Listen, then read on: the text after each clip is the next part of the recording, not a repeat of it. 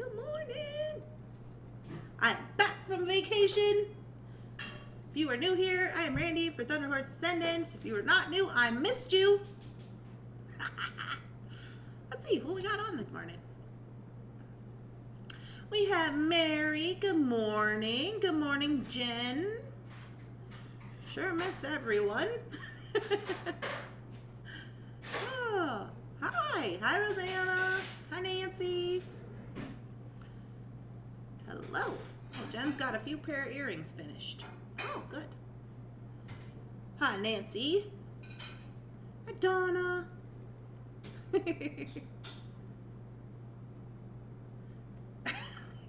Jen just making her earrings after work. Good morning, Coral. She must work nights. Work nights, Jen? I think she told me that. I don't remember. Hello, hello, hello. Hi, everybody. Reading up, catching up on these comments. So great to see you. Oh, it's great to see you too, Mary.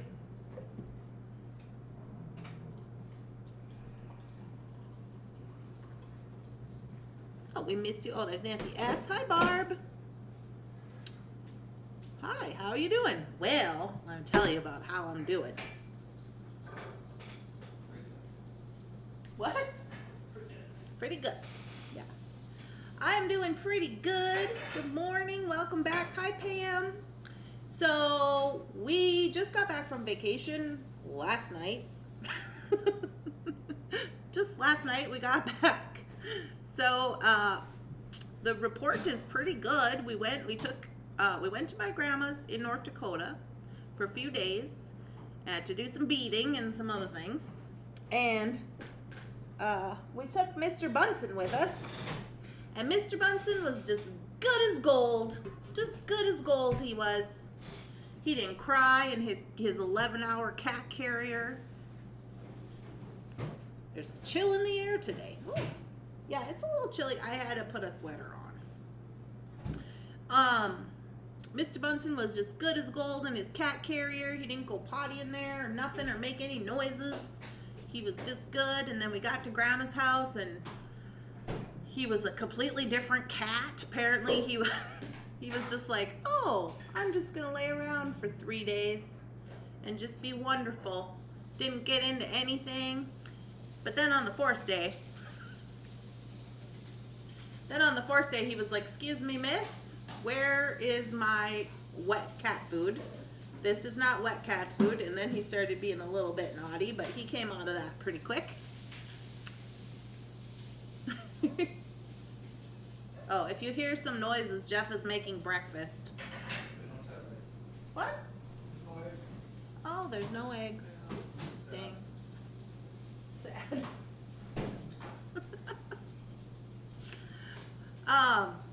And then we came home and the dogs were here. I had to go out and do a little fencing this morning. Apparently Lily has discovered that she can jump over the back fence over there, so I had to go get that fixed up a little bit. We're gonna have to send Jeff to Menards to get a panel for it, because I ain't doing that.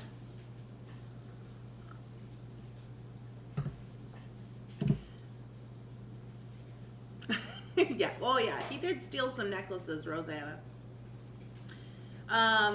So while we were home, Jeff and I were doing some beading. Remember, we were going to teach my aunt how to do some beading.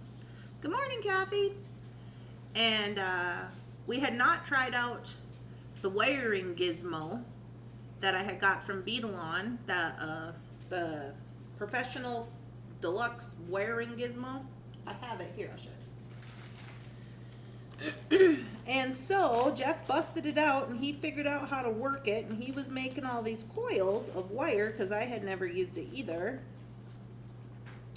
And so we did a little video for Beadalon, and we put it up on Beadalon's website.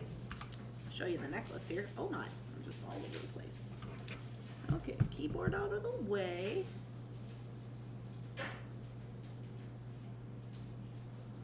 And so here's what the necklace looked like. Let me bring it down a little bit. This is kind of crazy town. There we go. And so these are the coils. And so I put this necklace up on Beadalon's website just to show. When I was trying to take the pictures, Mr. Bunsen ran off with it when I was doing the little video. And I was like, oh yeah, well when you got good help, you know, like Mr. Bunsen and a team Thunderhorse Descendant. So then it's actually sold. Some lady from the Beadalon group had messaged me and she wanted to purchase it, so I sold it to her, so that didn't last very long.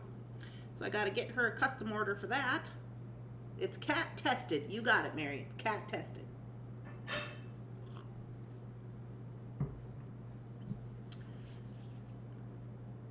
I love the video of Mr. Bunsen stealing the necklace.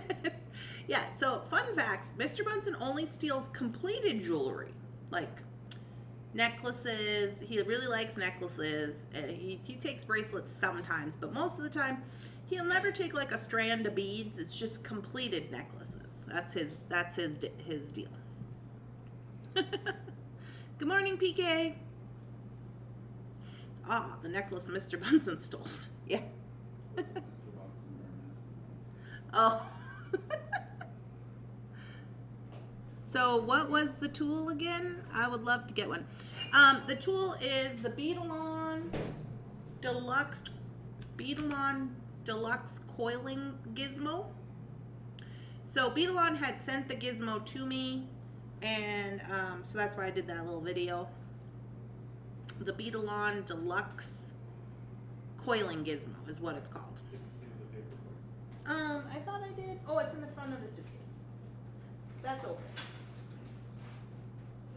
Yeah, right. Jeff's gonna get it so we can make sure I'm saying the right thing. Artistic wire. Yeah. Professional deluxe coiling. Yeah.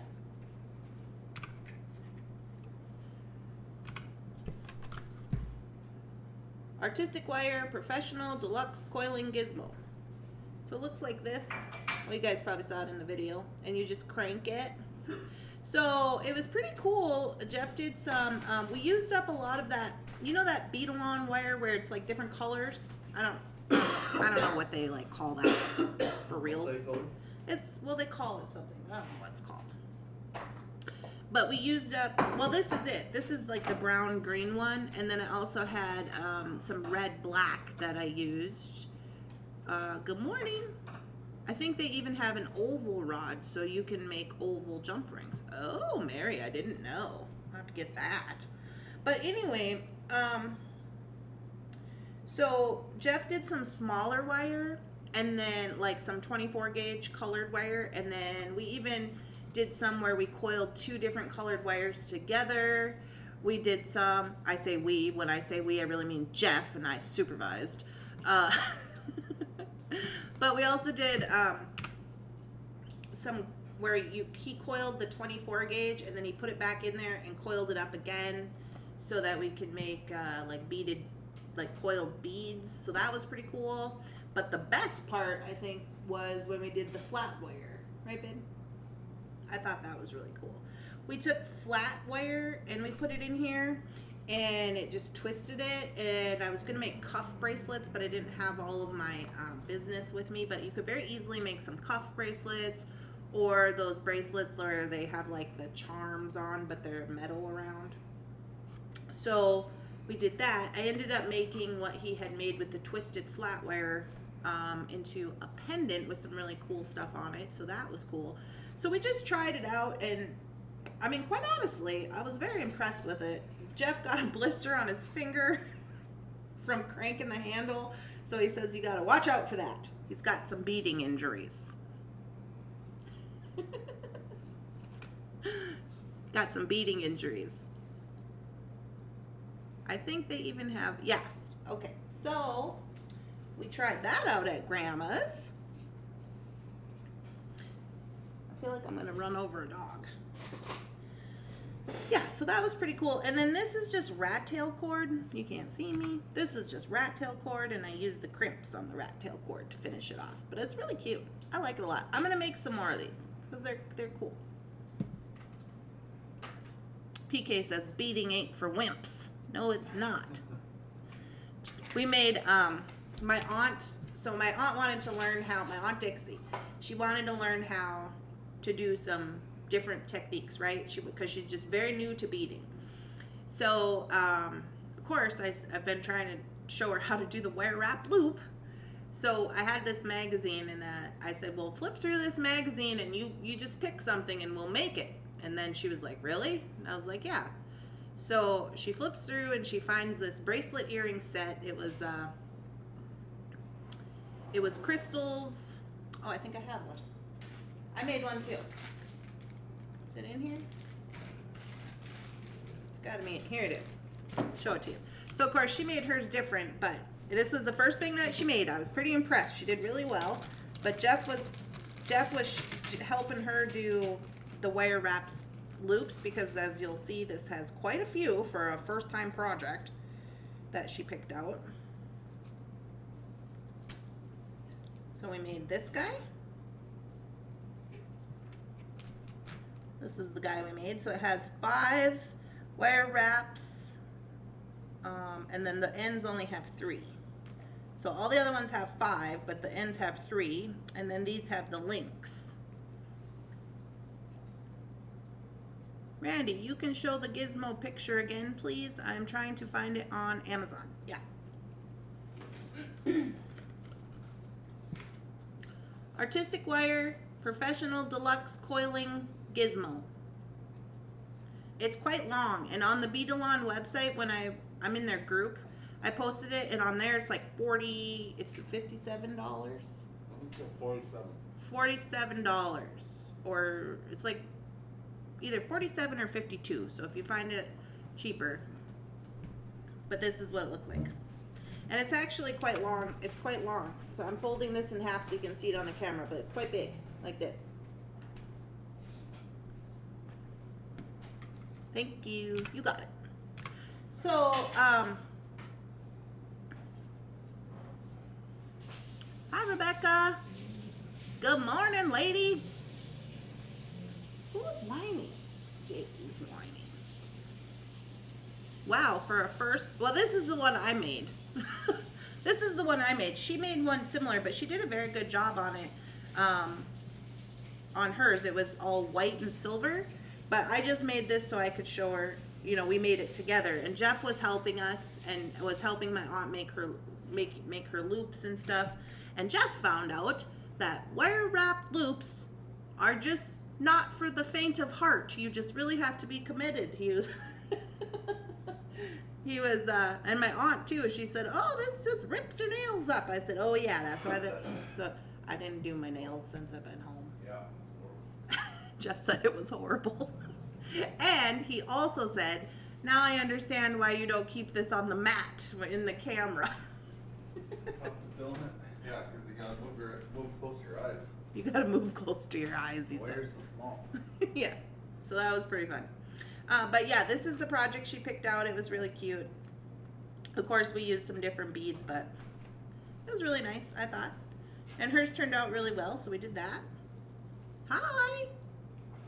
I have the gizmo. Get the gizmo out, Rebecca. We're gonna use it. Did you see this thing? It's cool. Oh, I have some earrings too, I'll show you. That Jeff made me these coils. Let's see. So I was just trying out. I was like, okay, we made these coils. How are we going to use them, you know? So I made these coils. I don't know if you can see them. Right here. With the red and the black, different colored. It's like gold, red, and black. I thought they looked pretty cool. I don't know if I made anything else with the coils. Oh no, I didn't get to that because I had to do some other stuff. Grandma was after me to make some other stuff. Finish it up. My grandma doesn't finish up her jewelry. You know, she just puts it on the string because she says she can't see. So I was doing that, but. Is she going to keep it up, do you think? Oh, I think she's going to, PK, because she came. I was surprised. She had a bead box. She had like a old Milwaukee. It's not old Milwaukee. It's just Milwaukee. Oh, Milwaukee. She had like a toolbox. Yeah, Milwaukee toolbox. Oh! Rebecca has donated $4.99 through Super Chat and is now the life of the party. Thank you so much, Rebecca. It's big too. It was like 2.5 feet wide. Just a huge toolbox, and it was all filled with beading accessories, parts, beads. Beading accessories. She was on Amazon.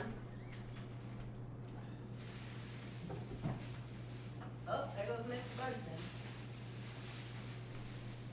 Mr. Bunsen. Oh, your pom pom. Sure. Does not like it. Doesn't like it. Here we go. We're gonna do a happy dance. Ready? Ready? Okay. I'm gonna stand up today and do the real deal. Are you ready? So, duck face. Shake your butt weird. Weird like this. Weird like, what is that? Weird. Not cute like, oh, I'm cute, I'm shaking my butt. No. Ready? We're going to say our daily affirmations. We're going to be happy about it. We're going to say thank you to Rebecca. Here we go. We got to say, oh yeah. Right? Get the arms involved. Hold on. I've slipped a pom-pom. Hold on. There we go. All right. Here we go. Oh yeah. Ooh, ooh, ooh, ooh. Oh yeah. Oh yeah. Oh yeah. Ooh, ooh, ooh. Thank you, Rebecca. Donating morning coffee. We appreciate you. Oh, we like to buy EcoPods. We don't want to hurt the environment any more than we already are. Oh yeah!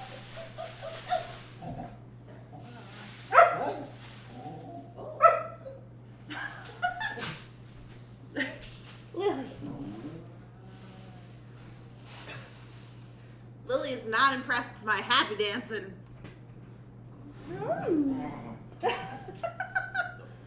You're okay, Liller. Yeah, she's don't like that. Gotta be happy about it, Lil. Oh. Okay. Really? Go see. Go see. Like, we're doing a show here. Lily says it's a 10. Oh my goodness. Woo woo! Holy moly. Oh, I'm missing comments. Hold on, way behind. Doo-doo. Happy dance, whirl and twirl. I didn't do the whirl and twirl today because I did stand it up. Oh yeah. You can coil with a drill. Yes, I have seen people coil with the drill, Cynthia, and Jeff was saying that too because it has the, what's that part called? A chuck? A chuck. It has a chuck, like the drill has the chuck where you put the drill bit in and it like, you twist it and it like holds onto the drill bit. That's basically what it has. The 3 teeth that close when you close the chuck? Yeah. On the rod? Yep. Yeah. I have a small gizmo. It looks like you can make much longer coils with yours. Yeah, they have a small version too, right? Yeah, they have a small version too. But I mean, I don't know if you necessarily need the great big one. Cause like, I mean, maybe you do. I don't know. Well, to make that necklace, maybe you would. Yeah, to make this necklace, I used the, like, this was the entire, almost the entire rod. But then I cut it in half, you know. I guess it depends on how long the rod is on the small version. Yeah. I can't play with you right now, little girl. I have never wanted a coiling gizmo until the missing link book. There's a couple of links that have coiled wire and they look really cool. Yeah, I noticed that in there too, Rosanna, and I just happened to have it because Beetalon was gracious enough to send it to me. They also sent me the cone one, but I have not tried that one out yet. I took it with me home and we were going to try it, but you know, we only had 4 days. You can mess around with it tomorrow night? Yeah. Maybe. You can mess around with it tomorrow night. I think Jeff likes wire. I like working with metal. Yeah. Do-do-do. Just any metal. Lily says, oh man, they're back. Yeah. So, yeah, that's what we had going on. My aunt came with her toolbox and she was ready to roll. She'd been on Amazon making purchases, you know, and I said, you know, you should really be supporting your local niece on the Thunderhorse Descendant website. She's like, yeah, I probably should. But anyway, here are some bracelets that I made. I was gonna do this, hi Stacia. I was going to do this like long, see this clip right here? This is a lobster, like a swivel. And they had, I had seen where they had like long pieces of leather hanging off of there. And I was like, oh, that might be kind of cool. But I tried it and I was like, oh, that's just going to get in the way. Like it looks cute in the picture, but it's not very functional. Lily's dancing now? Yeah, Lily's dancing for dollars on the internet now. How long of a drive is it to your grandma's house? It's like maybe right around 9.5 or so. 9.5 hours. It's clear across Minnesota and all the way across North Dakota. Yeah, it's like almost in Montana. You guys, did you hear about that? Rosanna's on here. She probably heard about it. So normally I take the train home. And so we're leaving, and we were leaving yesterday, and my aunt texted me, and she's like, good thing you didn't take the train, because they had that train derailment in Montana. That's the train I always take. But of course I wouldn't have been in Montana. North Dakota is pretty flat. I assume it was like over, going through Glacier Park or something. I don't know, but it sounded like it was pretty awful. People were hurt. Some people had died. It was quite horrific. Oh, the Montana crew is in the house. Yeah, that train thing was terrible. Yeah. Yeah, that's the train I take, the Empire Builder. I usually take that home all the time. But I feel like between here and North Dakota, it's like pretty flat. There's not even like a lot of curves that the train makes. I don't know. I was really glad you were driving and not on the train. I thought of that right away when I heard about it. Yeah. It was very sad. So we got to just send good vibes for those people. Hope they're okay. But yeah, it was a little freaky. Oh, and then Jefferson made these little earrings. Oh, they're little. You can't see them very good on here. These are the earrings he was making when he was trying to show my aunt how to wire wrap loops. How to wire wrap loops. So we're gonna put those up on the internet. So if you're looking for a Jefferson Ham exclusive, there you go. They're $12. And then, sad. Oh, it wasn't near the park, Rosanna said. Is it flat over there, Rosanna? On the Joplin? Like, I don't understand. Yeah, that was the name of the town, right? Yeah, that was the name of the town. Good morning, Gwen. Well, they're gonna find out what happened. They're still looking at it. Yeah, they sent a team over there to investigate. You seem much more energized. A vacation agrees with you. Yeah, I know. I get tired sometimes, but you know what, guys? That's about to... I don't know what that's about to do. We gotta have a conversation.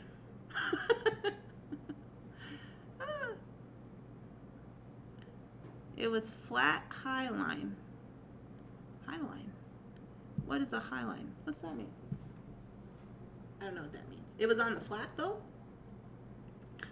Well, they sent some people there to figure out what happened.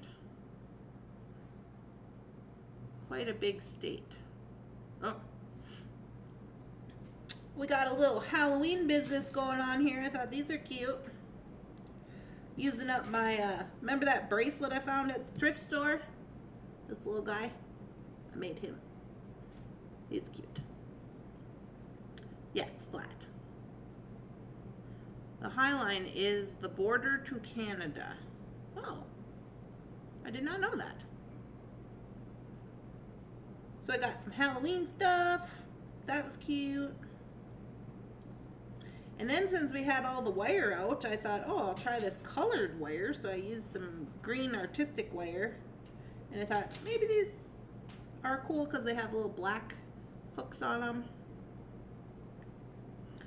These are from the bargain bead box. I don't know if you can see it very good. Maybe not. Anyways, made a whole bunch of earrings. It's pretty much flat. Could have been some wind. Oh yeah, that could happen. Okay, so we gotta have a conversation. Oh, here's that necklace. I gotta get my stuff photographed and put up, but you know, one of these days, one of these times. So here's what I made also with the coiling gizmo. I made this is a piece of flat wire here that Jeff twisted up for me. Looks pretty cool. I was gonna make a bracelet out of it, but I didn't have the right stuff. But you can see it's just flat wire that's been twisted. So I thought that was pretty cool. I put all my little charms on there. I got this removable little guy with the lava rock, so he can be for words. Diffusing with your essential oils. And I kind of got these little claws on there for the owl. Little different things. Sea glass. So that's pretty cute. Yes, but Billings has that big cliff. Oh, that necklace is fun.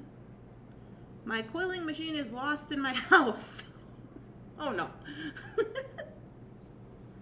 That coiled flat wire is cool. Yeah, it looks really nice when you coil it. And I was going to use it as a bracelet, but we had made it a little long, and I could have cut it, but I didn't have my bracelet former thing, you know. And I was just like, okay, I'm just going to make this one into a pendant. We'll try again on the bracelet thing. So what I wanted to do is I wanted to coil and then punch holes and put a clasp. So it's like not really a bangle, you know what I mean? I just personally am not a big fan of a bangle. When I wear bracelets, I like them to be a little tighter and kind of fit on my wrist and not move around so much. I understand that not a lot of people are like that and they like it to move around and stuff, but I wanted mine to be a little tighter. And then Jeff was telling me that what he could do with it is he could stamp words. So we could put like create, and then he could twist on one side and twist on the other, and then he could put another word or whatever, you know, stamp on it and twist so that your words were flat and then the rest would be twisted, which I'm very interested in trying. I think that would be way cool. Also with the coiling gizmo. What gauge wire did you use to do the 2 necklaces? The gauge on the twisted one, 24, I believe. right here, is 22. Oh, you can't see. This one is, or is this, yeah, this is 22. This one. And then this is flat wire. And I want to say, I don't remember the size of the flat wire. Flat wire was 20, I think. Is it 20? Well, I don't think it said, but it's thick. It's thicker than the multicolor. Yeah, I think the flat wire actually has a different gauge system, honestly, but I don't remember. It just goes by thickness, and it's thicker than the multicolor. I'd say 20. Love it. Couldn't remember what it was called. Bracelet sounds cool. Nice thoughts, Jeff. Whatever I say, people from out of town are always confused. Rim rocks. No. I have never worked with flat wire. Me either. Rim rocks? Flat wire, I think I did a project for Jesse James. I don't know if we put it up on YouTube or not. I don't think we did. That was right before we left for the show in Annetta. It was yellow. Was using the yellow beads, and I stamped words on. I metal stamped words onto the flat wire, and then we made them into a necklace, and then we put beads, wire wrap beads on, and we also made a bracelet with it. So flat wire is flat, obviously, and it's usually a really heavier gauge wire. And it's just for different stuff. A lot of people use it for like bracelets. They use it to stamp on. They use it to like maybe coil your other wires around to make like pendants. So it's more like a base wire kind of thing. But I think there's a lot of things you could probably use it for. I've only used it a few times. It was sent to me by Jesse James, so I know for a fact they have it on their site. But it is a Beadalon product, so they have it on Beadalon as well. So this was the necklace I made with that one. I was just trying out different things to do with this wiring gizmo thing because I'm like, is it worth it? So I made earrings. I made 2 necklaces. I'm going to say it's worth it. This one is something I tried out. This one is made with leather. I was just trying new stuff. Made a little charm bracelet out of this one with different leathers. Just tying knots in it. You know I love some knots. Love knots. But it turned out pretty cute. Got some vintage German beads on there. Yep, it is popular here. What's this say? There is a disc golf course in Billings called Diamond X. The whole course plays along the rim rocks. Have you ever been to that one? Oh, I wanted to for years. Oh no, Jeff says he wanted to though. He wants to go there. Tom said it's a pitch and putt. A what? Pitch and putt. A pitch and putt. Does that mean that they're not very long holes? Yeah, short, easy. Oh. He said he just goes there and wins money every spring. Oh. For the spring fling. Oh. He's got a few trophies. They're really cool. No. That bracelet is beautiful. Thank you. This one is really easy and cool. I remember we had made this design in my book. I took my design book with me and I was like, oh, I'm just going to whip it up real quick. So this one is like super easy and cool. These are just leftover Jesse James beads that I had that I wire wrapped. This is a piece of that silk cording and I just tied a knot. Put those on there, tied these on knots. It looks really cool on, so I'm super excited about that. You can't really see it on this mat. Let me try this one. Let me try this mat. Is that better? Oh yeah, that's better. A little bit. I'm gonna make some more cords like this with this cording. I really like it a lot. I know some people don't really care for a cord on their neck, but I think that it's kind of comfortable sometimes. I'd like to visit this area. Ancient sea made of sandstone. The bottom of the sea. Oh. Under the sea. Gwen says, I did my show this weekend, but I just couldn't figure out what people was interested in. I did make $70.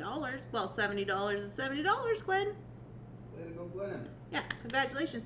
Sometimes shows are, you know, it's like we've been to shows. Oh, do you remember that show we went to in, where was that? Anoka? Yeah. That was fun though, because at least we made friends. And Yeah.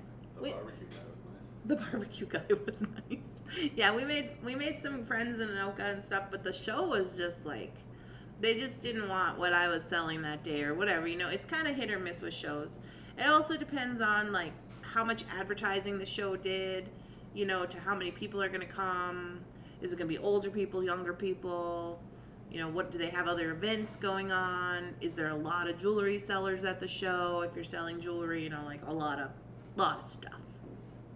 Just remember from that one, there were so many people that were selling jewelry that was like pre-made, like made in China. That was that show. They stuck us in between the two paparazzi girls. Yeah, there's two paparazzi, and then they had our homemade jewelry stuff there, and it's just like, can't compete with that stuff because it's so cheap.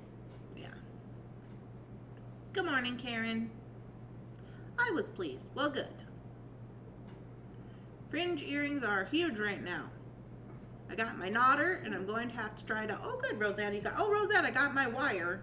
Thank you for sending that. Me and Rosanna did a little swap. She sent me her wire, and I sent her my knotter tool, because I just can't with that thing. I'm done with that. I can't do it. Knotting just makes me angry. All your knotting stuff looks so cool when you do it, though. Yeah, it looks cool, but it just drives me insane. I just can't. Sometimes you just can't. Raise your hand if you like to do knotting. If you like it. If you like to do knotting. I know Rebecca likes to do knotting. It's cheap because it's cheap, Nancy said. Yeah. No doubt. No doubt. Yeah, but it's hard, you know, when people don't, you know, your average customer maybe doesn't know all those things, you know, about making it and all this and that and, you know, whatever. And so they don't understand that. And they're just like, well, this one's $5 and that one's $50. So I'm just going to get this one, you know. Like, Kind of depends on. Because you're both doing a jewelry business, you're just doing it in a very different way. Yeah. I think one is quantity and one is quality, honestly. That's my opinion. Ain't saying nothing bad about nobody. I'm just saying. Everybody's got to make a buck.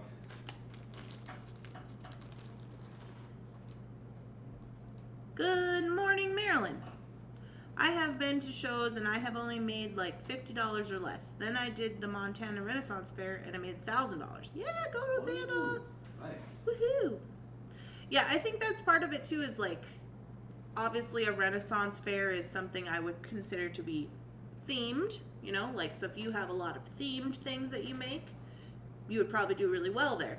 You can't just sign up for a show really blindly. I mean, you can, but if you really want to be successful, like, that's why I always do Hazel Fest, because I do rocks and like crystal, you know, people are into like crystal healing and stuff like that, and amethyst is the sobriety stone, and that's like a big recovery community where a lot of people are into that kind of thing, and so I'm very successful when I go to that show.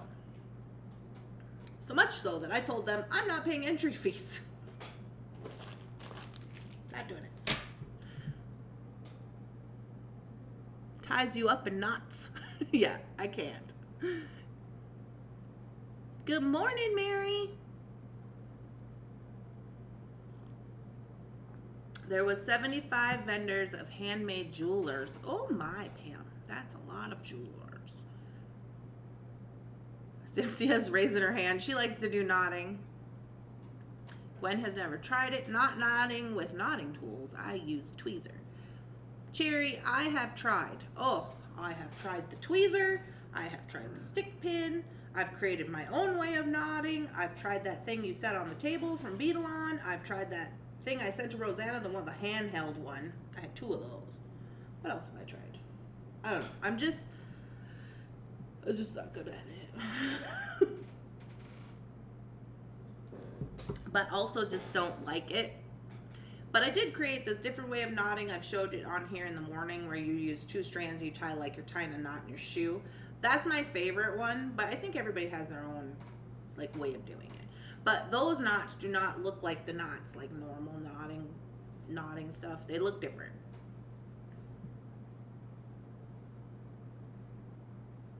Not knotting with knotting tools. I won't do a show unless it is only handmade. Well, when I started doing shows, I didn't realize, Jeff actually had to tell me about, what are they called? MLM? Oh yeah, MLMs. MLMs. Pyramid scheme type stuff. I didn't understand that. Like, I always just thought, like, craft, because you guys know I haven't been beading very long. You know, I mean, like, I haven't been doing this very long. Multi-level marketing scheme. I guess the name of it. They're all schemes. They're to make money, right? I don't know. But anyway, I didn't know about that stuff. And so I didn't know when I was entering shows that there would be MLM people there, like people, multi-level marketing people, you know, like the paparazzi people. So the moral of that story is they are not making their products. They are selling products, and they have products, and they're running a business that way, but they are not making their products. And so, of course, their overhead is a lot less. They don't have a lot of, you know, money wrapped up into that, so their stuff is going to be cheaper. Like, there's just a lot of stuff about it, but I didn't know that when I started. And so I take that information and I say, okay, if I didn't know that, I assume there's a lot of people just, you know, like people who come to the show who don't realize, like, it's different. You know what I mean? So... yeah, the customer's not gonna know. yeah, they don't know, you know. Your average customer. Yeah, your average customer doesn't know. I always use the tweezer. I just got the knotting tool. Minnesota Ren Fair. I have been doing trade show for 4 years. People come from all over. Oh, that's cool. Kathy likes it because it's soothing. See, I like to make earrings to soothe myself. I just make earrings. When I'm just like, if I'm in a weird thing, I'm like, I'm just going to make earrings all day long. You could do Modern at the Renaissance fairs also, but the Renaissance themed things I keep on their own table. Yeah. Mass produced. My girlfriend sent me this little thing and it said, "Life's too short to wear mass produced jewelry." And I felt like sharing it, but then I was like, I might offend somebody. You haven't been beading long, Randy? How long? I've been beading, Nancy, for a long time, ever since I was like 6 years old. But I haven't been, from like, when did I go to school here? 2012? Yeah. So from 2012. So in 2012, I discovered that there was other beads than seed beads. So from 6 to when I was like almost 30, all I ever worked with was seed beads because that's what I had. When we moved up here for me to go to college and I was going for my master's degree is when I got a girl from my class, Laura. You remember Laura? Laura Featherstone, yeah. Yeah. Laura introduced me to the bead store. She took me there, and that's the first time I had ever like seen any kind of beads really that were like stones or something other than seed beads. So then that was in 2012. So then I started working with the stuff and I started like doing like making necklaces like I make now, you know, like stones and mixed media and like doing these different, like I'd never wire wrapped anything until like 2000, I don't know, 15, 12, 13, something like that. So that's what I've been doing. Who is making their products? I've been making, wait, what? I think she's talking about like the paparazzi jewelry stuff. It's probably made in China. More than likely. Yeah. They probably get it from China or from overseas or somewhere already put together and then they just sell it. And that's why it can be so cheap because they don't have a lot of stuff, you know, a lot of money put into it.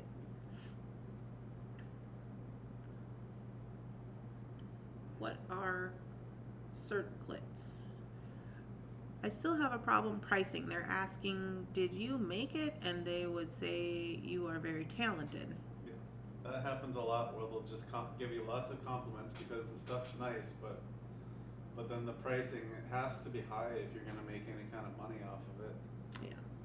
So Jeff put together a formula for pricing for me because I didn't know how to price my stuff either. And I'd just be like, well, I'll probably make, you know, this would probably, I would. So here's what you don't want to do. What you don't want to do is look at your thing and go, I would pay $15 for that. Don't do that. Do you have a pennant or something? You could throw it up on that. Yeah. Just anything? A pennant? Or a pen? Oh, you want me to write it out? Didn't you ask me for a pen? No, I said just throw a pendant up on the mat. Oh, Just a for pendant. example, like, Oh, he wants me to do a pendant. Okay. just for example. I could write something up real quick too. Can earrings? Does that work?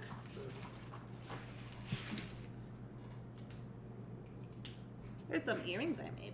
I don't know. We could do some Jeff's doing math. Jeff loves business math. stuff. We're doing business stuff. I didn't want to do business stuff today, babe. Just ease into it. These are some earrings I made. Oh, I bet they're lovely. I still have a problem. Okay, thank you, Mary. Isn't this the last week to get Voldemort stuff? I think it is the last week, PK, to get any Voldemort. Although, I'm going to talk to Jeff. Not my Jeff, be Jeff. We'll see what happens. Is that the new crystal? That's what we're calling the old crystal because we're not allowed to say the old crystal name. So that's why we're calling it Voldemort because will not be named. I love it. I want to see it come up in a post. Voldemort, whatever bracelet. That's what I want to see. You should hang that sign on your booth, Cynthia. What? Oh, life's too short to wear mass-produced jewelry. I do have a sign that I put on my booth when I have it that say handmade stuff or whatever, but anybody who comes to my booth, Jeff always is like, thinks I'm funny, because anybody who comes to my booth, like, I'm like, hi, I'm Randy, I've made everything. If you have any questions, please let me know, because, you know, I'm letting them know, like, I made everything here. If you have a question, it's handmade stuff, la-di-da. Like, I tell that to everybody who comes to my booth. Yeah, and then Jeff gets them on the back end when they leave and they don't buy anything. He gives them a business card and he says, oh, you can check it out on the website. There's sales and coupons on there or whatever, you know. Good morning, Donna. Good morning, good morning, good morning. So finish explaining how you price. Jeff's writing it down. Jeff created, well, he did, so Jeff does roof sales. I don't know if you guys know this. So when I was pricing my jewelry, oh, we used to fight. Babe, you remember how we used to fight? Yep. Oh my God. We're gonna do black market Voldemort. Oh my. They're trying to get me into illegal things, babe. So me and Jeff used to fight so bad when I started my jewelry business because, and this was the main cause, I will say this. The main cause is that I did not feel like my stuff was worthy. But I didn't know that then, right? Because I just started and I was just like, well, yeah, everybody says it's really nice and everything, but I was like, I would not pay. I wrote it on the very back page. I would not pay, you know, whatever for this thing. But, okay, so here is the earrings that we're going to do an example of pricing with, okay? But me and Jeff used to fight because Jeff would say, you have to charge this and this, double this and that, so that you can buy another one, so that you can actually make money and you can continue to make money and make more stuff. And I always felt like that was a problem. I was like, nobody's going to pay $22 for this. Like, that's insane. And he was like, that's how businesses make money. So I was like, okay. So I would be like, well, basically it's mine and I can make whatever I want. I can sell it for whatever I want, right? But here's where me and Jeff used to fight. Jeff wants me to count my beads. Oh yeah. He wants me to count them and then break down the price of each bead. And I'm like, are you insane? And he's like, you have to do that. You have to do it. You gotta try to get at least close. You gotta try to get at least close. So here's the thing. When you get a strand of beads, and you guys know, a lot of you know, but some of you don't. When you get a strand of beads and there's, you know, you paid $10 for the strand and there's how many ever beads on there, you gotta break them down so you know how much each bead costs. Not so much if you're using like seed beads or like, you know, little kind of inexpensive beads. But if you're using like, say, amethyst stones, you buy a $24 strand of amethyst. Each of those beads, if there's 24 beads on there, we'll just say to make it easy, each of those beads are worth $1. So if you use all 24 of the beads on a necklace, you're at least $24. You got to double that. That's $48. And then you got to add in your other stuff, okay? Your time. And so this is where I was not paying myself. I would never pay myself for time. I didn't know I was supposed to, right? Because I didn't know anything. So here comes Jeff with his formula for me. Seed beads don't really matter. Stuff that's like a penny a piece is like whatever. Oh, and $1 for findings we do. Yeah, $1 for findings. Rosanna says, I count mine and do all that. Seed beads is just an estimate. Yeah. Yeah, pretty much. Cheap stuff doesn't really matter too much because it's really inexpensive, like your seed beads and findings. Well, I'm going to explain this formula. I'm just catching up on the comments. Hobby Lobby just put all of their Voldemort on clearance last Thursday. Oh, there you go. Get to Hobby Lobby. Yep, go get it. I have a sign that says, leave a little sparkle wherever you go. Oh, that's cute, Gwen. Good morning. Good morning, Catherine.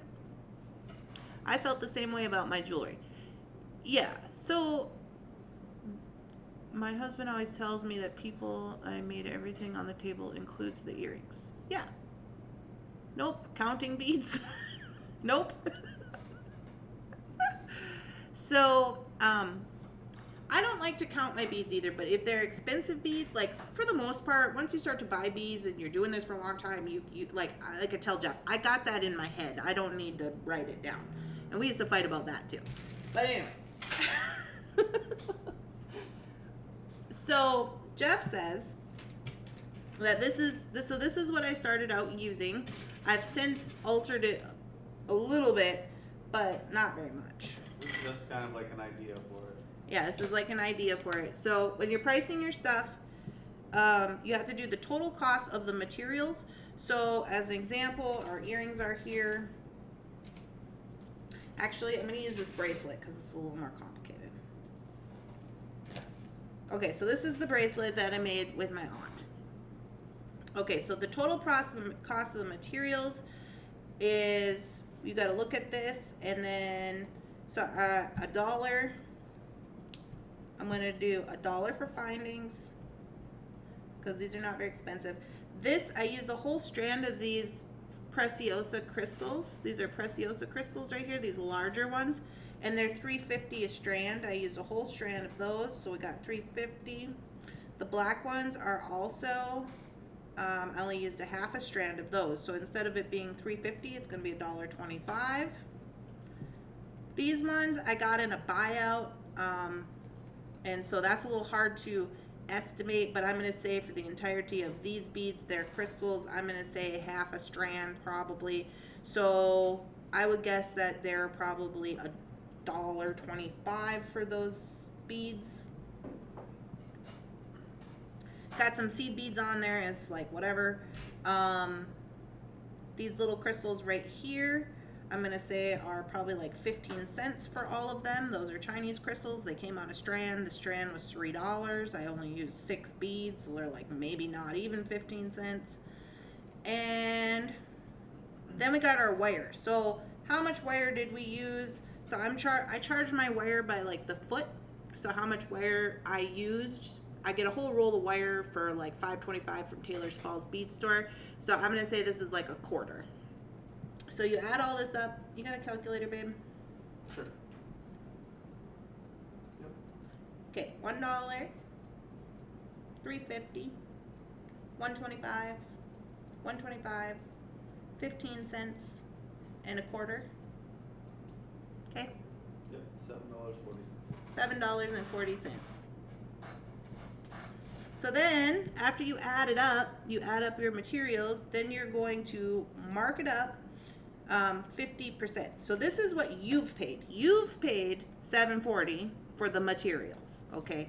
So now you got a markup.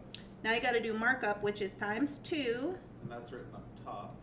So to explain that a little further as well, when you're marking up your materials, we've been using 50% for most of the time we've been doing it.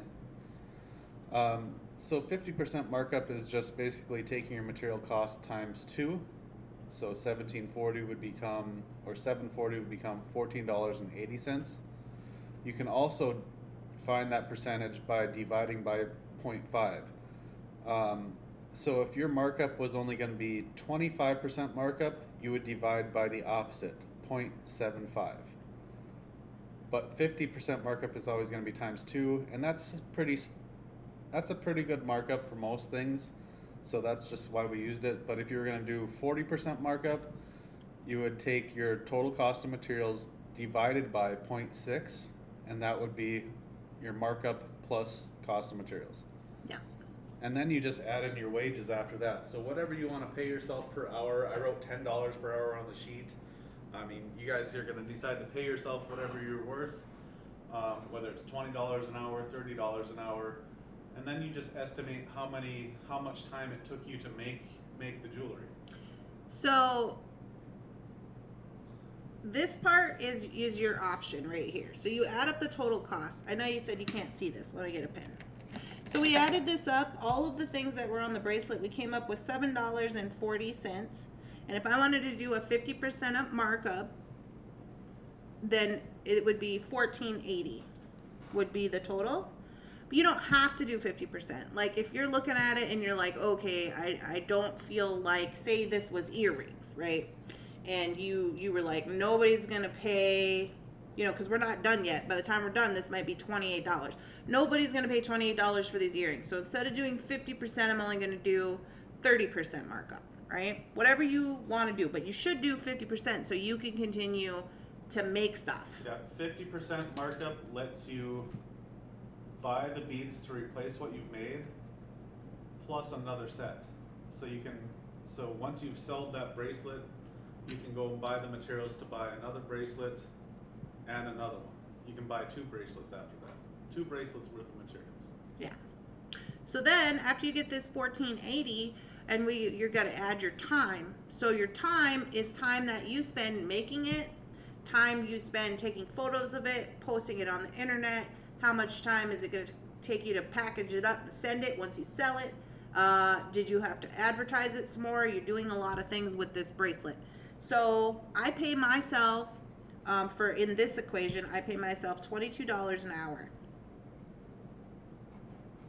So I made this bracelet with a lot of twisty, you know, thingamabobbers in probably like 30 minutes.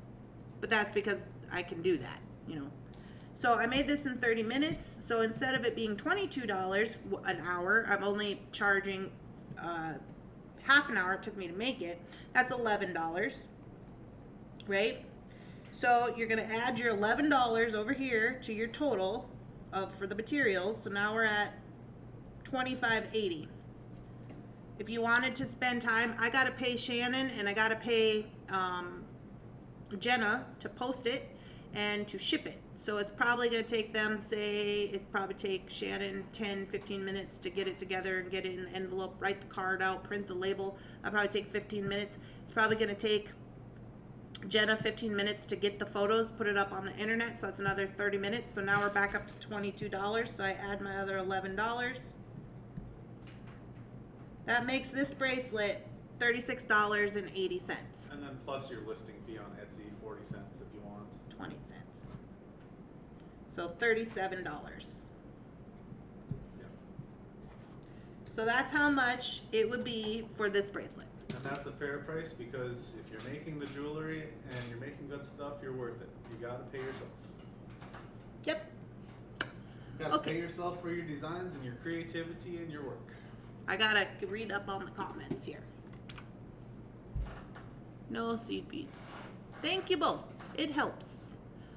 I have a spreadsheet that calculates all that for me. I put it together myself. Oh, that's cool, Kathy. Late arriving, but finally made the second actual live. Hi, Kathleen. Oh yeah, and the other thing too, I'll say with the pricing, if you feel like the price comes out and it's really high, just leave it there because you can always put your items on sale. Yeah. And you can always, knock 10% off of them or 20% off, and then that'll kind of eat into your time a little bit, but at least you're still covering the cost of your materials, which is important. Gwen says, I've been cheating myself. Yeah, so the thing about cheating yourself, I used to do that too, Gwen, and maybe this is for a lot of people. The reason is because I felt like I didn't deserve it. But the truth of the matter is that very few people, in the world, in the beading world, if you really look at it, there's not really that many handmade beaders. I mean, it seems like a lot because we're in here all the time, but if you look at what we're making compared to all the other people out in the world, I mean, how many people can make this bracelet really? Not only how many could, how many would make it? How many would make it? How many would take the time to learn the skills to make it? Because I buy jewelry because I don't want to make it. I buy seed bead earrings. I buy seed bead earrings because I don't want to make those. I'm like, $32? Yeah, I know. Sounds good. Send them over here because I don't want to make that. And so what I was doing is I was shortchanging myself. And I know people who pay themselves $50 an hour. We put out a lot of jewelry on Thunderhorse Descendant, and I do a lot of shows, usually when the shows are going, but we sell a lot of things on the internet. So I'm making, I don't have to pay myself $50 an hour, but now I gotta account for the girls to get them paid too, because it takes a lot of time and it takes a lot of, especially to get everything shipped and up on the internet and stuff like that. So, you know, everybody has to be paid for those things because nobody works for free, you know, and that's where I feel like we struggle, and I struggled a lot with that. And Jeff was really helpful because he was like, if you ask somebody to go and do what you're doing and basically make it for free, they're not going to do that. They're not going to work for free.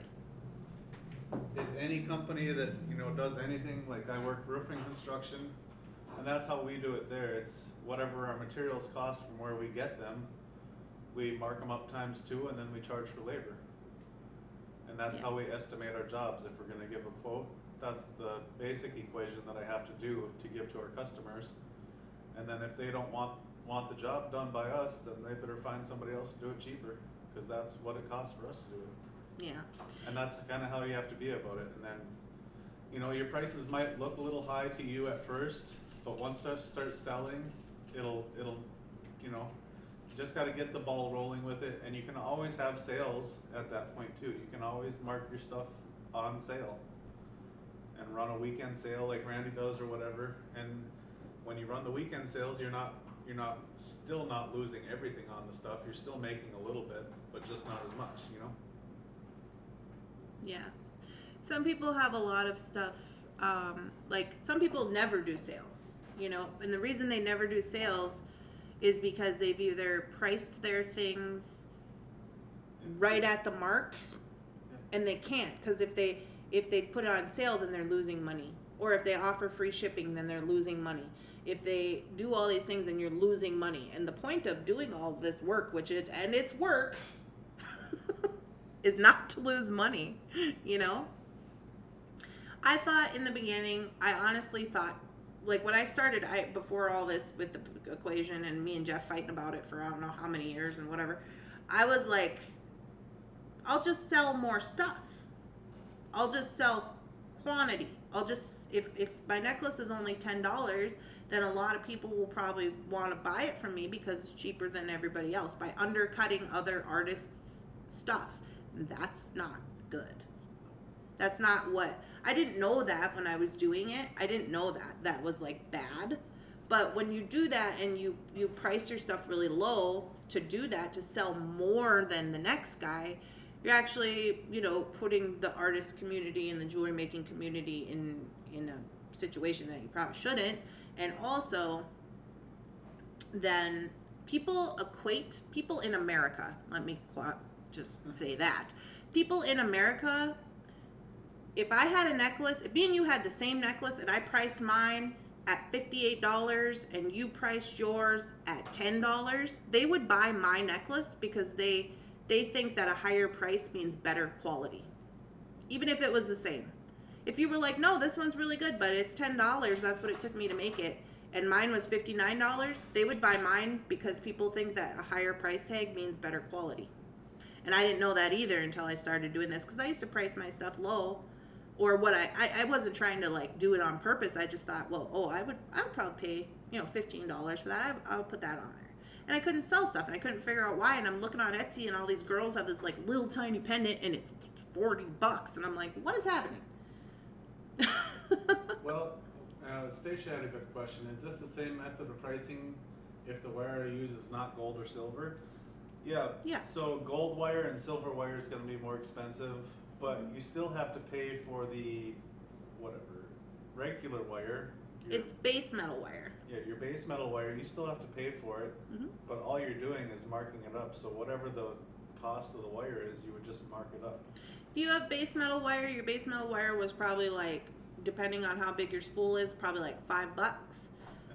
You still have to pay $5. If you give away $5 every time you use a whole roll of wire, you're going to lose money. Yep. So even if you charge 10 cents for what you'd used or whatever, you still have to pay for it some way. This is helpful. Learning new skills was fun. Why are we doing the missing link videos? Woo! Stewie. Couple new subscribers. Just subscribed. Oh, yay. Thank you for subscribing. Thank you. We appreciate you. Yeah, and the other thing with selling everything for $10, you know, selling everything really inexpensive at those shows, and then you're undercutting the other artists and crafters. you're going to run out of inventory really quick doing that way, and you're going to have to constantly be making stuff to replace your inventory because you've sold it all out at a low cost, and you're not paying yourself enough to keep going. It's not really, what do you call it, sustainable to do that, because you'll just be constantly having to make, and you won't be getting paid enough to keep it going. I would have never known how much to charge for anything because I wouldn't remember how much I paid for it. I buy it and I put it aside. Yeah, Donna, I used to do that sometimes. A lot of people will even organize their beads and they'll put, I used to put the little sticker, like when I started, I'd put the beads in the little cube or in a jar, and I'd put the sticker that come with them, so they were like $24 or whatever. I put that in there, so then you can know. A lot of people, when they buy their beads, before they put it away or organize it, they'll break it down and they'll say, okay, each bead is worth 50 cents. They'll put that in there, in with the jar or in with the beads or whatever. And that's what I didn't want to do. That's what I didn't want to do. And then Jeff was like, you have to do that. You have to know how much they are, or what are you doing? And I was just like, I don't want to do that. We fought so much about it. I didn't want to do it. If anything, do it for the expensive stuff at least. Yeah. At the very least. How many on the strand and how much it cost initially? Dun, dun, dun, dun, dun, dun. When doing a fair, I found when I looked around, most jewelry crafters had their own differences in their making of it. Yeah. Oh yeah. I mean, you can make, you know, we believe over here at Thunderhorse Descendant in Thunderhouse, we believe that there's room for everybody to be successful. And you know, like some people get real weird about, like some makers, I've been to shows where they'll get like snotty at me, or they'll, you know, not want to talk to me or whatever, just because I'm also a jewelry maker. And I'm like, doesn't that seem stupid? Like, come on. You know, there's room for everybody to be successful. I make things that are not for everybody. They're for a certain person or whatever. Not everybody likes my stuff. I've had people come and tell me that it's for old ladies. That's what they told me at the last show. Remember, Ben? Yeah. That guy came and he said, oh, this stuff is just for old ladies. Okay. Tell you where the money's at, but anyway. And one guy told me, oh, who's going to wear this? You know, and it's just like, that's not for you, obviously, but everybody is making a different type of something that is going to fit a style. I was actually thinking about this on the way home. I was staring out the window and I was thinking, you know what we should do? What we should do on the next thing is you should make something that you would wear, and then turn around and make something that you think another person would wear that you wouldn't wear, and then make another thing that is just a wild card, like it's for somebody, but you make it, you might not wear it, but you're like, somebody will wear it. Like, you should make those three things and see where that gets you. I think that would be fun. I think we should do that.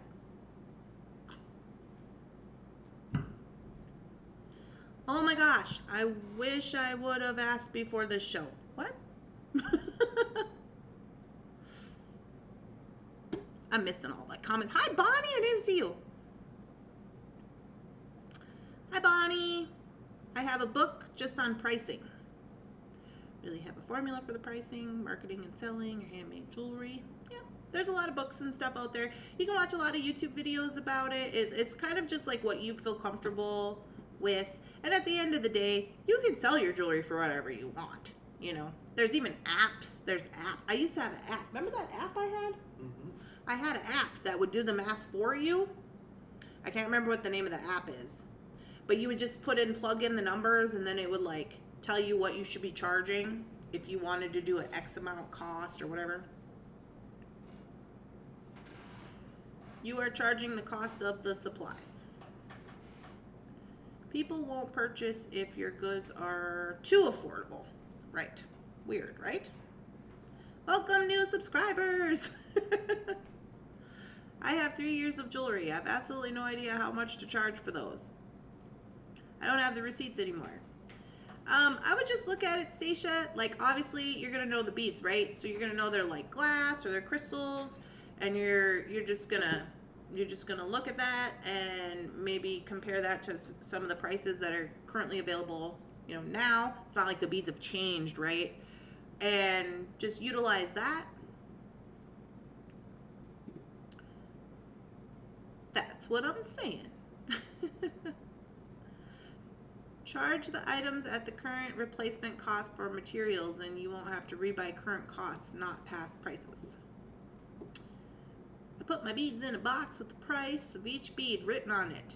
Good job, Rosanna. You're ahead of me. I just keep that in my head. That's what I think. I will not be disappointed.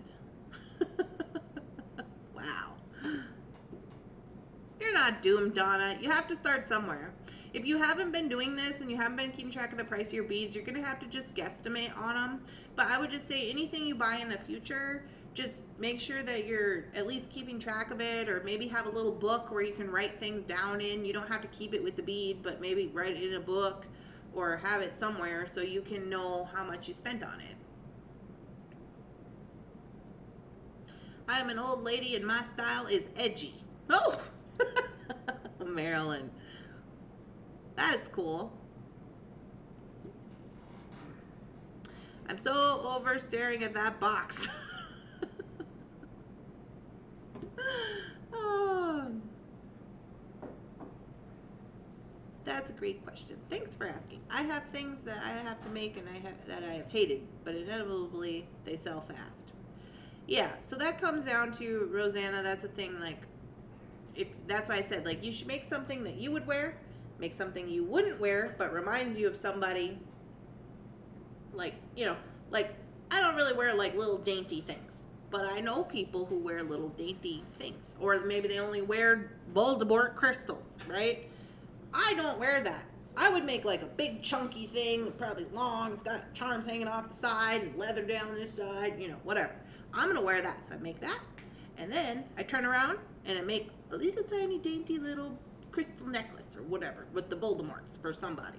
And then I make a wild card that I just pull something out of the box and I go, okay, what are we gonna make with this? Somebody will like it.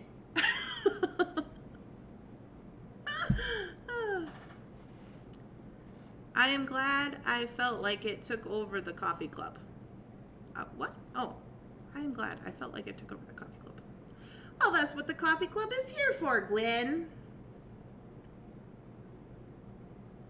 Thank you for this information. Very helpful.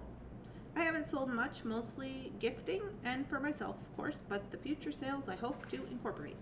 Yeah, well, here's the thing. I feel like if somebody has a question, I am pretty open about how I run my business. A lot of people aren't. But I'm pretty open about, like, everything that I do as far as whatever. And I just try to, like, do the next best right thing, because that's how I'm living life. And so I think, like, if one person has a question, there's probably, like, other people who have the question, but they just didn't ask because maybe they were shy or they didn't know, or maybe they didn't know how to articulate the question. And so that's why the coffee club is here, to do stuff and have communication with everybody. You can see everybody is doing something. It might not be the same as what I'm doing, and you don't have to do what I'm doing, but you should probably be keeping track of your money with what you're spending on beads, so you know how much to charge. There's a lot of different ways to do that. We're just encouraging you to make sure that you don't lose money when you're trying to sell your jewelry. Of course, you can sell for whatever you want. You do whatever you want. But I'm just saying, I had a lot of pushback on that in the beginning as well. I rarely wear dainty stuff, but I have been making a few dainty pieces lately, and they have sold fast. Yeah, the minimalist kind of stuff, like a little charm, or whatever, with a little bead, that's been selling a lot. That's kind of in right now. I've only been beading for 2 years. Just now with the FOC, I felt like I can sell my stuff. Yay, PK! You can do it, girl. You can do it. You can sell all that stuff. I tell people I would wear any of the pieces myself. Oh, well, that's good.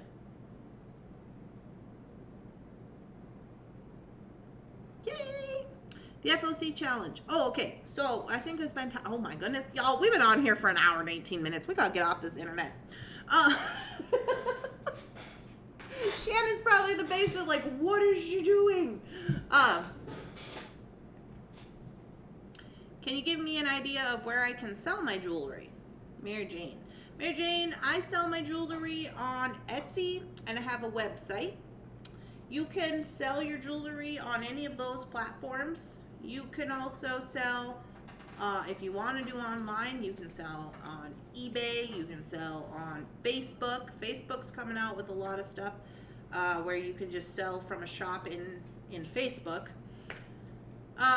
There's a lot of different apps, but if you wanted to go to like consignment, you could do consignment in boutique stores. Local boutique stores, look for local vendor shows and craft shows. Yeah, vendor shows and craft shows.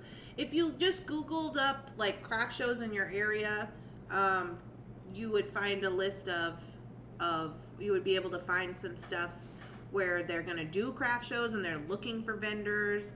A lot of times they'll say they're looking for vendors on like groups, on Facebook groups. They have vendor Facebook groups. So a lot of times if you go to like, if I went to like Cambridge vendor craft groups, then they would have everybody who knows about a show. They're going to put that in there. They're going to let you know there's a show going on. Sometimes they have Facebook groups that are just for a company. Like I have a company, it's called Carousel something or other. Carousel Craft Shows. So they have a Facebook page, and every Carousel craft show they're going to do, they post the schedule, they say they're looking for vendors, they say how much it's going to cost, stuff like that. So you can get aware like that. But once you get in with like some of these people on the Facebook or at the shows or with the companies who put them on, then you can get like notified if you get on their email list, stuff like that. Farmers markets, although I think ours is getting ready to close down here pretty soon. Yeah, that's mainly like a summer thing most of the time. Summer thing most of the time. Most of the time when you do farmer markets, you have to commit for the entirety of so many shows. Like if you're gonna sign up for the farmers market, they'll say, okay, you have to do, at least 6 weeks of shows, or whatever. But if you're looking for higher end shows, you're going to want to look for juried shows that require you to submit a piece and be judged to see if you are going to be able to sell at their show. A lot of time those shows are significantly higher in price to enter. They're like $500 and up, but they bring in and they do a lot of advertising and they bring in a lot of different types of vendors. So it kind of depends on where you're at with that. Well, they'll make sure there's not like a million people doing beadwork there. Well, right. Yeah. With the juried shows, they really put a lot of work into their stuff. So they spend a lot of money on advertising, which brings the people. They spend a lot of time making sure like there's only 8 jewelry vendors and they're all in different corners of the show. They're all spread out throughout the show. They only have, only handmade makers. They don't have any MLM people to compete with.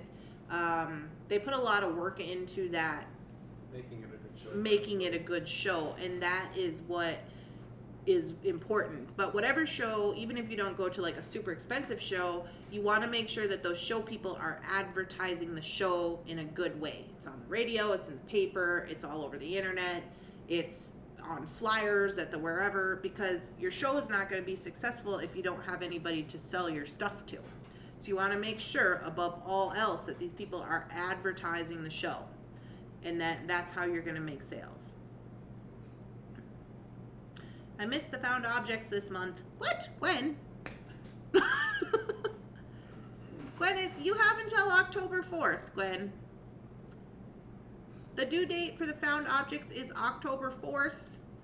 I will be posting the list to make sure I got everybody on the list. Please let me know if you don't want your name posted in the group. I mean, it's in there anyway.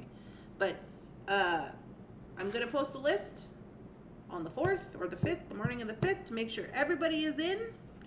And then we will draw on the 5th for the winner. But tomorrow, y'all, tomorrow is bingo. Tomorrow is bingo night. So if you have your bingo cards, please make sure you join us tomorrow on YouTube. YouTube, tomorrow is bingo. Tomorrow is bingo on YouTube. Yes, Donna, it's bingo. Not tonight, tomorrow. Tuesday. It's always on a Tuesday.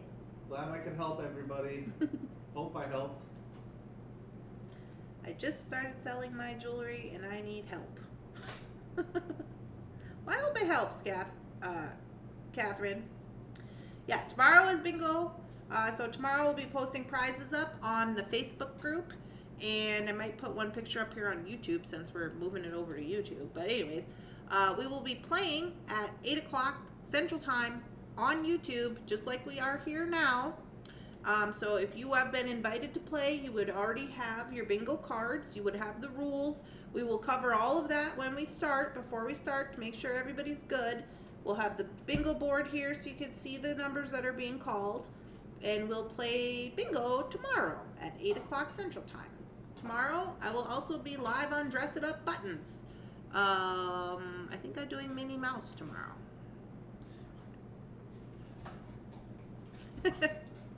You guys. All right, so an hour and a half later, let's get this show.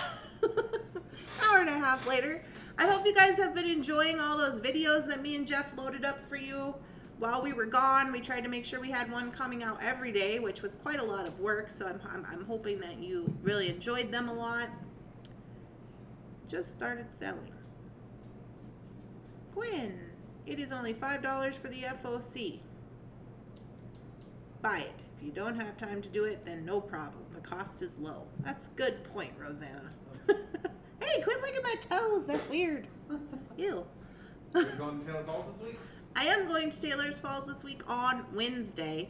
That was the other thing I wanted to tell you. I think starting next week, we're going to start going twice a week to Taylor's Falls. I think. Maybe. Yeah, we'll see how it goes. Well, maybe not. We got to get Jenna trained in a little bit more. Hey, I have a question. Is like 40 people like the most concurrent viewers you've had in quite a while? No. You usually get 40. No, we usually get about 40 people. You guys are awesome. Thanks for showing up. Yeah. Thanks for showing up and welcoming us back from vacation. Yes. Can you please get more oval jump rings in colors and sizes? You got it, Mary. I will put that on the back order list, which is right here.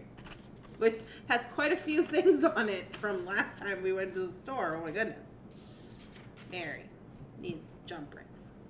I'll just get some for the site. I think a lot of them sold out, honestly. Okay. Like, share, subscribe. Like, subscribe, ring the bell, all that good stuff. Be sure to hit the like sign. Yes, please hit the like sign on this video. I miss you too, Bonnie. All right, y'all, we're back. We're going to be back doing all the, things and stuff that we normally do. We're back on track. We got lives coming up for Jesse James Beads this week on Friday. Lives for Thunderhorse Descendant is always Tuesday and Friday. We got bingo tomorrow. I got to Dress It Up Buttons live tomorrow. So we're back doing all the things. Bingo tomorrow night. Yeah, bingo tomorrow night. I hope you guys all have a wonderful, spectacular, amazing beading day. Thank you for showing up and for supporting me. I truly appreciate you. Without you, none of this would be possible. So I'm very glad that you are all here. Please make sure to like this video, share it, make a comment, get your girl paid by YouTube. Let's do that. I hope you guys have a wonderful day, and I will talk to you later. Bye.